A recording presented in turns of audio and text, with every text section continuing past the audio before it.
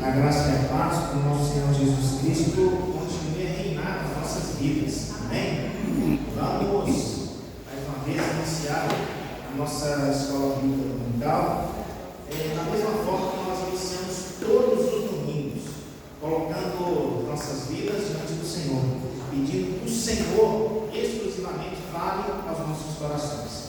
Vamos pedir a bênção sobre essa classe, as demais classes, ao povo de Deus que se reúne agora, mais cedo, mais tarde, no nome do Senhor, para que o Senhor tenha liberdade e ensine aquilo que Ele quer ao povo dele. E a nossa irmã Flora, se coloque de pé, faça essa oração conosco, por favor. Senhor Deus, nosso amado, Pai, nosso Deus, agradecer ao Senhor, Pai, com alegria no nosso coração, pelo Senhor, nosso Deus, nosso mundo, e aquele a todo momento está conosco. Muito obrigada, Senhor amado, estamos aqui esta manhã, não somente, Pai, para te adorar, para agradecer o teu santo e excelso nome. Pai, neste momento eu quero pedir ao Espírito Santo do Senhor, que venha sobre nós, que estamos no entendimento da tua palavra, Pai, que é vida, que é eficaz, a tua palavra, Pai, que é mais importante que a espada de todos os Deus, ao amor do Deus, bom, Pai. Nós pedimos no nome de Jesus, Pai, usa os teus servos, seja, Pai, cada dia mais rápido do nosso irmão André, Pai, ele que é organizado no instrumento que dá para as mãos, capacita ele cada dia mais, Deus, e que ele possa cada dia, Pai, estar ao seu dispor, Deus, fazendo aquilo, Pai, que é da vontade e do querer do Senhor, Pai. Muito obrigada, Pai, por este momento precioso na tua casa, juntamente com os nossos irmãos, e que o Senhor possa continuar nos abençoando cada dia mais, Pai, para que possamos, ó Deus, estarmos aqui com o nosso coração aberto, com a nossa vida cada dia mais, Pai, ao seu dispor e sedentos pela tua palavra, Pai. Peço em nome de Jesus, seja conosco e todos aqueles, ó Deus, que estão espalhados pelo mundo lá fora, nos quatro cantos, ó Deus, ouvindo a tua palavra, Pai. E a tua palavra possa cada dia, Senhor Deus, nos ajudar, nos ensinar, nos conduzir e que nós possamos, ó Deus, verdadeiramente fazer a tua vontade e obedecer os teus ensinamentos que não são penosos. É isso que eu te peço e te agradeço em nome de Jesus. Amém. Amém, Senhor Deus. Obrigado, irmã. Glórias a Deus. Glórias a Deus. Antes de iniciar a nossa lição, gostaria de fazer um comentário, né? Às vezes a gente fala alguns eventos na igreja, a gente pensa muito assim, o esforço que a gente fez para programar, para realizar, idealizar, realmente não é fácil, né? É muito esforço, né? A gente sabe, quem esteve à frente, né? Eu não sei, mas para quem esteve à frente sabe disso, né? E às vezes a gente pensa muito nos resultados, né? Qual vai ser o resultado disso aí, né? Será que vai vir muita gente para a nossa igreja, né? Mas eu acho que assim, o objetivo nosso não é esse, né? O objetivo nosso, estudando essa primeira lição, eu disse aqui, né, na vida do apóstolo Paulo, o objetivo nosso, sabe o que é? Pregar o Evangelho. Quantas crianças, quantos pais de crianças não ouviram o Evangelho ontem nessa igreja? Talvez pela primeira vez, né? E eu me lembro, na minha infância, inaugurou uma igreja presbiteriana perto da minha casa, né? E veio um pastor, um funcionário, que ia tomar conta dos trabalhos lá. E assim, né? Ninguém tinha muito costume, a igreja ficava sempre muito vazia. E eu lembro desse pastor, que ele teve uma ideia, ele passava, um dia da semana, não sei se quartas, no dia de semana, ele passava uns filmes lá na igreja, né? E colocava um filminho. Eu lembro disso até hoje, né? Colocava um retroprojetor velho, né? Que tinha, né? Que sobrava das séries, mandava para a congregação, e colocava uma caixa de som ruim, né? E juntava aquela meninada, né? Fazia uma pipoca, lembra disso? Fazia uma pipoca com que suco. Aquilo ali, nossa, lembro disso até hoje, né? Toda quarta-feira era filminho na igreja. E assim, né?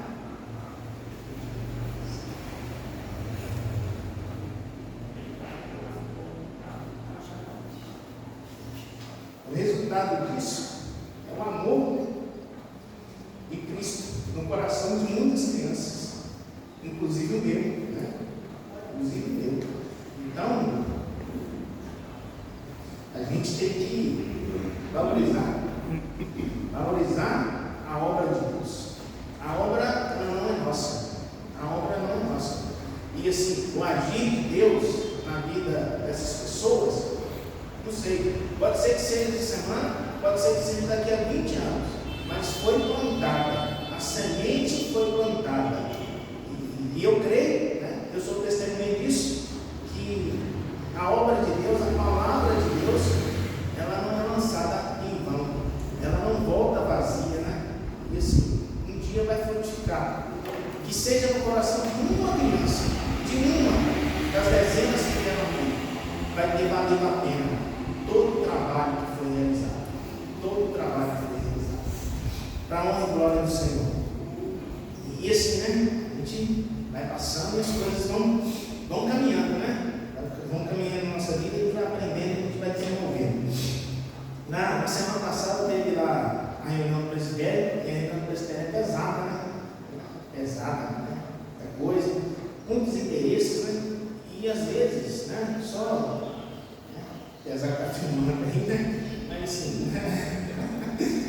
Às vezes a gente acaba se frustrando um pouco, né? Não pode filmar, não tem problema não. Pode filmar, não tem problema não. Às vezes a gente acaba se frustrando porque a gente vê, assim, não digo que não seja o interesse do reino, mas muitas vezes tem que trabalhar sem interesse de pessoas. Né? Quantas pessoas não precisam de uma igreja organizada a necessidade aqui para ser alcançada? A dificuldade do povo, que nós como igreja do Senhor nós temos aqui, isso não é levado em conta. Não é levado em conta em momento nenhum. Né? E infelizmente isso entristece o coração, o meu coração. Né? Não vou dizer que é certo, que é errado, esse é o nosso sistema, né? Mas a gente precisa lutar, né? A gente precisa lutar, né? Para a gente mudar essa visão, né? Então, assim, a igreja organizada não é para honra de homem nenhum, nem dos que passaram e estão aqui, é exclusivamente para a glória de Deus, né? E eu acho que isso aí, a minha visão, né? Tinha que ser esse motivo de alegria. Nós vamos organizar uma igreja, glórias a Deus por conta disso. E a gente não vê essa alegria na organização. É dificuldade, isso, vai ter que ter isso, vai ter que ter aquilo. Gente, vamos fazer. Nós não temos o Senhor? Vamos fazer. Para a honra e glória do Senhor, né? Não é para ninguém, né? Não é para o Paulinho, não é para o Márcio, não é para o André. Não é. É para a glória de Deus. E se nós cremos, né? Vai dar certo. Em nome de Jesus, né? Vamos caminhar, né? Já deu certo e agora não tive alegria, né? Vamos comemorar, né? Nós estamos à beira dessa organização formal da nossa igreja e o Márcio tem trabalhado, né? A questão da liderança durante os estudos, né? E eu até pensei em fazer isso, nós tínhamos combinado um pouco fazer isso também na escola dominical, né? Esse momento que nós estamos passando é um momento ímpar da nossa igreja, né? O momento da nossa organização. E eu queria trazer uma coisa sobre a liderança da igreja, como tem sido feito aqui, né? De forma eficiente com o Márcio. Mas nós terminamos a nossa lição, né? Carta dos Efésios, do apóstolo Paulo aos Efésios, e o objetivo nosso é começar a carta do apóstolo Paulo aos Coríntios, né? E eu pensei, se preparar o estudo, eu vou dar uma lida na lição, né? Antes de vir. E quando eu li a lição, eu falei assim: essa é a lição, da igreja, é a lição para a correção da igreja. Então, assim, não tem outro título, né, para trabalhar nesse momento de que não seja isso, que não seja esse, né? Uma carta escrita para a igreja. E nós que queremos nos tornar uma igreja formalmente, porque nós já somos a igreja, mas agora, uma igreja formal, nós precisamos disso, né? E quando o apóstolo Paulo escreve aos Coríntios, essa carta também é endereçada a nós, né? Como crentes, na nossa época, vivendo a nossa realidade, mas trazendo um pouco daquilo que esses irmãos viveram lá no primeiro século. Então essa é a nossa lição. Nós vamos começar hoje o estudo do nosso livro. Nós já adquirimos livros, e os irmãos estão aí com o livro, e carta do apóstolo Paulo aos Coríntios, capítulo 1. Nós vamos trabalhar a partir de agora esse texto. Às vezes alguém não pegou, A Maia está falando aqui, né? Se alguém não pegou o livro ainda, que ainda dá um nome, já tem aqui. E também nós compramos 2 livros a mais, né? Então, se alguém não tem um nome e ainda quiser, nós temos livros disponíveis, né? Ô Mário, nossa, aqui é o livro também. Então, nós temos 2 livros a mais aí que nós compramos somente para isso, né? As pessoas que não tiveram oportunidade na época e também algum visitante que está no livro, né? Esse é o nosso objetivo. Então, a gente vai dar início aos nossos estudos e nós terminamos, né? 2 semanas atrás, a carta aos Efésios, e agora nós vamos estudar a carta aos Coríntios. Nós vamos, né, já a gente decidiu aqui na nossa classe, nós vamos estudar todos os livros do Novo Testamento, principalmente as cartas paulinas, né? As cartas paulinas na sequência. Já estudamos Romanos, já estudamos Efésios, agora a gente vai dar sequência estudando a carta aos Coríntios. Então a gente vai trazer para a nossa realidade esse aprendizado. Estamos estudando, né, o livro, o comentário da carta aos Coríntios, do reverendo Hernandes, né? Hernandes Dias Lopes, e é o nosso livro texto. E a gente vai seguir esse texto, esse livro texto. Primeira coisa, né? Que a gente, não sei se os irmãos tiveram a oportunidade de ler, é o contexto cultural, né? É o contexto da realidade daquela igreja, naquela época, né? E assim, o que a gente imagina? Como é que era a situação da cidade de Corinto, naquela época do apóstolo Paulo, né? Lá em Atos 18, a gente vê isso, ele né, fazendo a sua segunda viagem missionária, e se parar naquela cidade e plantar ali uma igreja. Qual que era a realidade daquela cidade? Qual que era a realidade daquele povo, né? Será que era uma cidade de cunho religioso? Será que era? O apóstolo Paulo ficou 1 ano e meio naquela cidade, né? Pregando o evangelho àquele povo, né? E ali iniciou a igreja do Senhor. Mas a gente vê que, pela carta que ele escreveu à igreja, uma igreja com muitos problemas. E o intuito dessa carta, né, como o Márcio nos ensinou aqui, né, durante muito tempo, o intuito da carta, a palavra-chave da carta é esse, né, Márcio? Correção, né? Ele escreve essa carta com esse intuito, né, irmãos, né? O caminho que vocês estão tomando aí não está muito legal, não. Vamos alinhar, vamos acertar. Então é esse. Então, o reverendo Hernandes ele traz na introdução do nosso texto aqui alguns aspectos que me chamaram a atenção, né? Por que o apóstolo Paulo decidiu ir para aquela cidade, passar naquela cidade, ficar naquela cidade? Ele traz uma razão que é uma razão geográfica. Corinto é uma cidade que ficava às margens de um grande porto ali naquela região da Ásia. E era uma cidade que confluía várias pessoas de várias nacionalidades. Aquela cidade era uma cidade, na visão do reverendo Hernandes, uma cidade cosmopolita. Ali havia pessoas de todos os lugares, porque antes, naquela época, o comércio mundial ele se voltava em relação principalmente ao comércio marítimo, né? Então, cidades marítimas tinham esse desenvolvimento. A cidade que tinha um porto, né, um porto grande, ela se desenvolvia mais em relação a isso. Então, na cidade de Corinto tinha um porto de Centreia, e era um grande porto, e que ali era a porta de comércio, então, de entrada e saída de várias nacionalidades, né?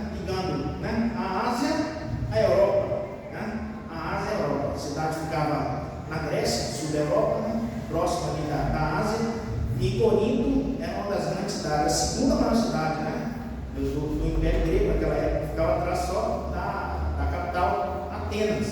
Então o apóstolo Paulo viu essa importância. O evangelho chegando ali, o evangelho chegaria a muitos outros lugares, né? E olha que interessante para nós, né? Essa visão missionária, né?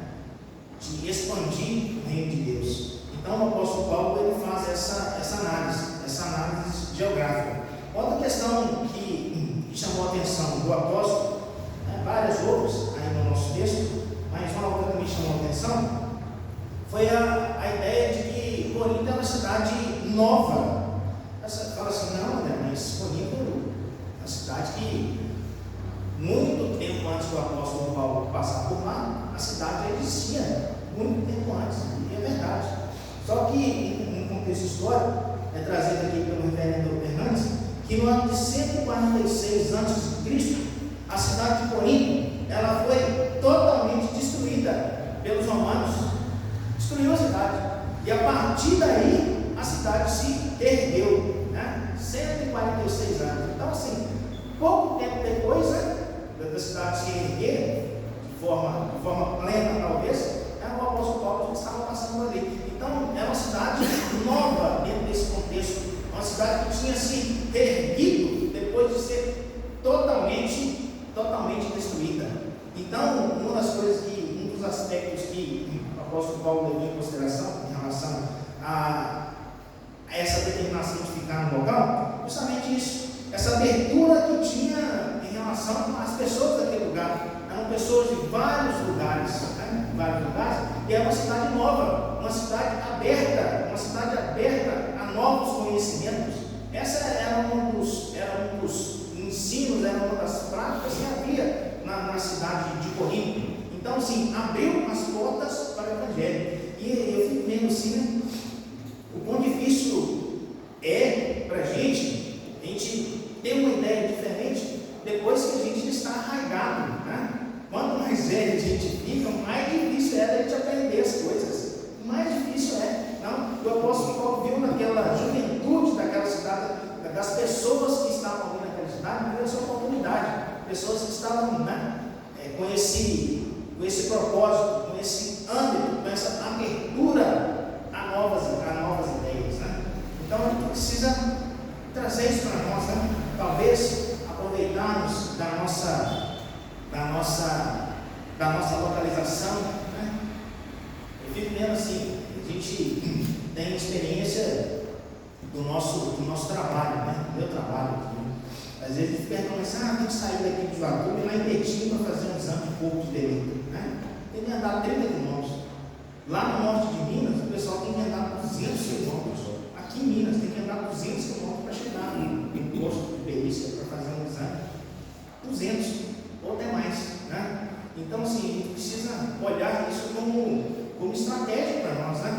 A gente acha interessante que algum tempo atrás eu fui lá em Três Marias, fui lá trabalhar em Três Marias. Eu acho interessante, depois você passa ali de Sete Lagoas, não sei se alguém já foi para lá, você passa de Sete Lagoas, não tem cidade nenhuma para frente.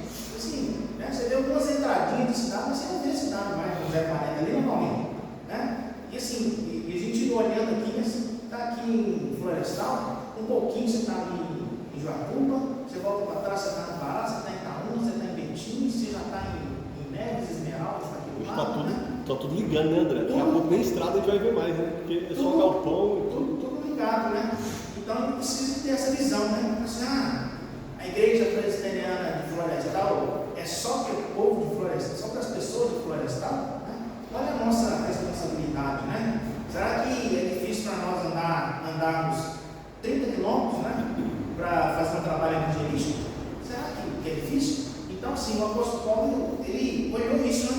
Olha só, uma cidade grande, uma cidade importante, uma cidade aberta para novas coisas, é um lugar para pregar o Evangelho, né? Então a gente precisa de ter, né? E assim, um dos aspectos de Corinto é uma cidade cultural, né? Tinha um teatro lá para 70 mil pessoas, imagina, né? Séculos atrás, 21 séculos atrás, uma cidade com um teatro para 70 mil pessoas, né? Coisa gigante. Então ele viu essa abertura, né? E o apóstolo, comparação, e assim, eu acho pertinente para nós, né? É uma cidade culturalmente aberta. Então, assim, é como se fosse uma cidade universitária, né? Uma cidade com pessoas jovens, uma cidade ardente pela cultura. Então, assim, é Corinto e é Florestal, né? Então, a gente precisa apreender as coisas de Deus. E um dos outros objetivos também que o apóstolo Paulo viu naquela cidade era, além de todos esses aspectos, que é uma cidade voltada à carnalidade, né? Olha só, é uma cidade em que proliferava a prostituição, o homossexualismo, a carnalidade. Então ele viu assim, talvez se fosse nossa igreja, assim, esse povo aqui, deixa esse povo aqui, deixa para lá, né? Que povo pecaminoso. O apóstolo Paulo viu nesse povo voltado a todas essas práticas a oportunidade de levar eles à redenção, à salvação de Cristo, né? Um povo que cultuava, né? Prostitutas, um templo voltado para prostitutas, lá um templo, né? Religioso voltado para as prostitutas na cidade, né? Então a homossexualidade era incentivada à carnalidade. Então o apóstolo Paulo fala assim: é aqui que eles estão precisando do Evangelho, eles precisam da redenção, e é aqui que eu vou ficar para ministrar. E ficou uma das maiores estadias do apóstolo Paulo nos seus diários, né? 1 ano e meio, 18 meses ele ficou naquela cidade, ministrando, falando, levando o Evangelho da salvação, da redenção por meio de Cristo Jesus àquelas pessoas, até ele seguir na sua viagem. Então a gente precisa ver que esse é o contexto de Corinto, o contexto do pregador, né? O contexto da cidade. E quando a gente olha para a carta que o apóstolo Paulo ele escreve, a gente consegue ver que a influência da cultura local estava dentro da igreja também, né? As pessoas tinham se convertido, mas assim, aquilo que elas faziam lá fora, elas queriam fazer dentro da igreja. Dentro da igreja era dessa forma que estava acontecendo. O apóstolo Paulo vem com uma palavra de correção, vem com uma palavra de exortação àqueles irmãos, né? Às vezes a gente fica pensando, e o reverendo Hernandes ele coloca isso, né? A nossa sociedade atual, a versão originária desse livro que ele escreveu, comentar a carta aos Coríntios, é de 2008. 2008 é uma realidade diferente da nossa hoje, talvez sim, muito diferente, né? E ele já fala, né, da dificuldade que é se corrigir uma igreja, né? Da dificuldade que é corrigir uma igreja. Assim, nas palavras dele, vai corrigir a igreja, sabe o que a igreja faz? Não, vai se voltar a essa exortação? Não, nós vamos tirar o pastor, né? Tira o pastor que é melhor, né? Mais fácil, né? Muitas vezes isso. Então, assim, naquela época eu vivia isso, hoje a gente vive isso, e quando a gente vê para a vida do apóstolo Paulo, né? O que ele tomou, né? As consequências desse ato dele de correção, né? Teve que escrever uma outra carta, né? Uma outra carta, agora para se defender, né? Aos irmãos, ao invés de aceitarem, não, quem que é esse fulano? Nem apóstolo ele é, né? Quem que é esse tagarela, né? O que ele está falando? Por que ele está falando? Então, assim, a gente vive isso, a gente vê isso, e a gente precisa aprender isso. Então, dentro da igreja, estava tendo um monte de coisa errada. E o apóstolo Paulo, ele vai trazer essa palavra de correção para a igreja, para os irmãos ali de Corinto. E a gente vai ver isso, né? Não é um pouco disso, a gente vai ver isso durante todo o nosso estudo na carta do apóstolo Paulo aos Coríntios. Correção, né? E essa primeira lição traz para nós esse ensino, né? A igreja, o povo chamado por Deus, a gente precisa entender isso, né? Deus é quem chama a sua igreja, Deus é que escolhe, Deus é que elege, né? Deus é que santifica. E o primeiro ensino que o apóstolo Paulo vai trazer para nós nessa carta é um chamado ao povo, um chamado a esse povo de Deus, um chamado à santidade, um chamado à santidade. Vamos ler aqui para nós, né? Ficamos só na minha palavra, mas é a palavra de Deus que nós estamos estudando. 1 Coríntios, capítulo 1, versículo 2. 1 Coríntios 1, 2. Vou pedir ao Ricardo para ler para nós. Faz favor, Ricardo. A igreja de Deus que está em Cristo, em Corinto, aos santificados em Cristo Jesus, chamados para ser santos, com todos os que em todo lugar invocam o nome do nosso Senhor Jesus Cristo, Senhor deles e nosso. Amém. Glórias a Deus. Antes de nós entrarmos aqui em alguns aspectos trazidos pelo autor da lição, eu gostaria de conversar com os irmãos. Quando a gente fala de santidade, quando nós somos alcançados pela graça, nós já somos salvos, nós já somos santificados. A partir daí nós já somos considerados santos. Não é isso que nós aprendemos no nosso ensino religioso? Essa santificação. Então o apóstolo Paulo está escrevendo para uma igreja, para o povo que já é santo. E ele aqui nesse versículo, nesse primeiro versículo, ele chama esse povo que é santo para ser santificado. Será que isso não é redundante, não? O que isso significa para nós? O povo que já é santo, ele chamando a santidade do povo que é santo, tinha necessidade disso?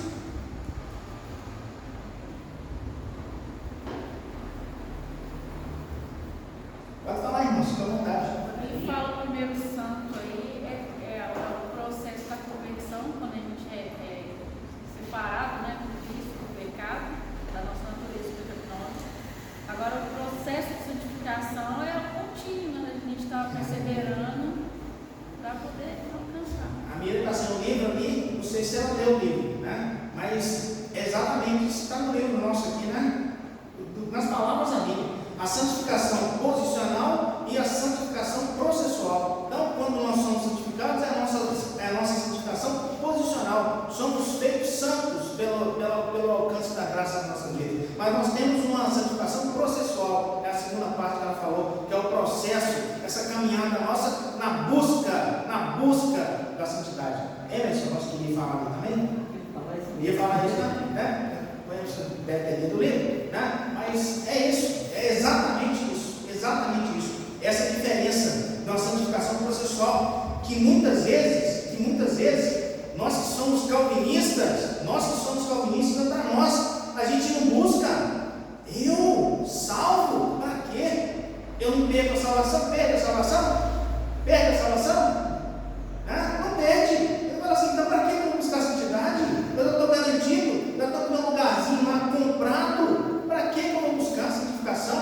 Isso é para nós, né? O apóstolo Paulo ele fala aqui, assim, para santos, vocês que são santos, vocês que são salvos, vocês têm que buscar a santidade, né? Às vezes até me exalta um pouco aqui, mas assim, é ensino para a minha vida. Tem que buscar a santidade, né? E às vezes, levanta a mão, Zé, com vontade. Infelizmente a gente vê, às vezes a gente tenta de uma denominação não, mas o cristão evangélico de uma forma geral, muitos ficam só com a primeira posição. Só com a primeira posição, é verdade. E se acha santo demais, esquece o processo de santificação, o santão. É isso mesmo. Esquece de trabalhar o processo de santificação, que é algo processual. É o processo, é a caminhada. Fica só na primeira parte posicional, eu sou santo, pronto. E assim, eu fico vendo na minha vida, né? Eu não gosto de apontar para ninguém, né? Eu gosto de ver na minha vida. Nós somos atacados, sim, diariamente. O inimigo nos ataca, querendo nos derrubar, diariamente. Tantas oportunidades erradas que aparecem na nossa vida, mas misericórdia, é coisa do tinhoso mesmo na nossa vida. E a gente fala assim, não, eu não preciso me santificar, não preciso. É aí que cai, né? Porque a gente vê tantos à toas aí no mundo, aí, né? Tantos ateus, né? Pessoas que assim, desiludidas o Evangelho porque não se prepararam para resistir às investidas do inimigo. Não se prepararam. E nós temos que nos preparar. Porque o inimigo, né, está ao nosso derredor, o apóstolo Paulo fala isso, como um leão rugindo, querendo nos devorar. E se nós não estivermos preparados, meus queridos, a nós ele vai vencer. A nós, humanos. Então nós precisamos nos revestir, como o apóstolo Paulo nos ensina lá na carta do apóstolo, na carta aos Efésios, né? Nós temos nos revestir uma armadura. Nós não aprendemos isso aqui na carta aos Efésios. Nós precisamos nos revestir, né? E a gente faz isso através de quê? É buscando o poder de Deus, através da oração, através da comunhão, né? E várias outras coisas. Então, é isso, né? Essa santificação processual. A gente precisa entender isso, né? Esse processo de busca. A gente fala assim, né? Na nossa igreja tem muito isso, não, mas nas igrejas assim, mais pentecostais tem isso. Tem aquela irmãzinha que é a irmãzinha do coque, né? A irmãzinha da oração. Eu vou lá, que aquela lá, a oração daquela lá é boa mesmo, né? Aquela lá resolve, né? Não é assim? É assim, né? Aqui não tem muito isso, não, mas assim, né? A gente sabe dessa realidade. Mas sim, aqui não é para criticar a irmãzinha, não, mas sim, essa irmã que faz isso, ela tem intimidade com Deus. E as coisas acontecem para ela, sabe por quê? É porque ela busca. Ela tem justificativa para isso, não é à toa. E assim, isso não é exclusividade dela, não. Qualquer um de nós tem essa possibilidade. Mas será que nós estamos dispostos a pagar o preço? Né? Será que nós estamos dispostos? É isso que ele fez. É muito mais fácil chegar na irmã, bora para mim, bota a mão na cabeça, dá um ungido. Pega aquele óleo santo aí e unge. É muito mais fácil. É a famosa fé emprestada? Eu peguei emprestado. É isso.